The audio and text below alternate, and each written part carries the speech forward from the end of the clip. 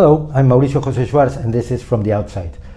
The Pope seems to be a very different person in the English-speaking world and the Protestant world than in the Catholic world. Whenever a new Pope is elected, there is some kind of strange joy in the United States. They are hoping for the Pope to be such a nice person, such a good person, as if the previous popes had been such good persons, which of course they haven't been. The present Pope is a mystery in that respect. He is repeating a trick that was used by John Paul II very efficiently in the 1980s. John Paul denounced capitalism, savage capitalism. He spoke for the poor, he spoke for those less fortunate. He demanded justice, social and economic justice, which is actually a good idea. But besides talking about this, John Paul II did nothing. He devoted most of his time to destroying the Soviet Union, which was not completely a bad idea, but he did spend a lot of time setting up a system in the Soviet Union, the former Soviet Union, today Russia, which is not exactly much better than the one they had in 1989. But his belief about abortion, AIDS, the rights of women, and how should the church treat child rapists such as Marcial Maciel, the Mexican beast that preyed on children and had several wives and fathered several children and used the money of his little business called the Legionnaires of Christ to live the life of a millionaire, which is why in Mexico, by the way, they're called the Millionaires of Christ. The punishment did not really fit the crime, not in the least. Marcial Maciel was sentenced to think about it, have some reflection. Just move aside and think about it. It's like sending a little boy to the thinking corner. It's ridiculous. He was a monster, he was a pervert, and he harmed so many children in so many ways for so many years. I remember when I was in the 80s or 90s in Mexico, when the first group of men that had studied in the schools of the Legionnaires of Christ came forward and said, we were raped, molested, and abused by this monster, by this demon in a frock. And I remember Mexican society, which is deeply Catholic, moving against these men, denouncing them, saying they were the enemies of Christ, the enemies of the church, that they were trying to destroy a wonderful saintly man. Not many people actually said this just might be true. Because this is how Catholicism is viewed in a good part of the Spanish-speaking world. You just don't question it. You just don't question it.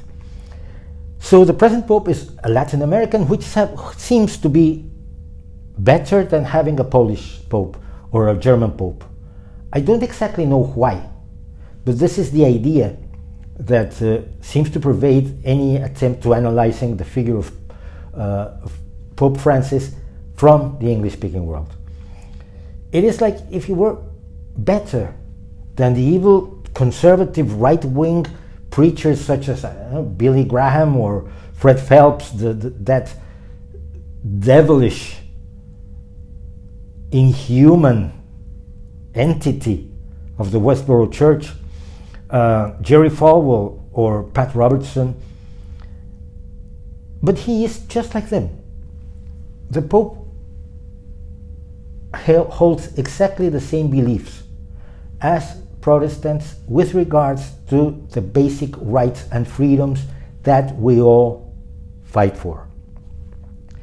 They all might be, they might disagree on many things regarding the basic dogmas of their beliefs, but they're all together in one fight against the Enlightenment, against the rights of people who are different, against the rights of gays, against the rights of the poor who should be accepting of their fate, against the rights of women, against the rights of children, against the rights of those who are meant to be the flock, the sheep, the followers, those who say yes and are not allowed to say no.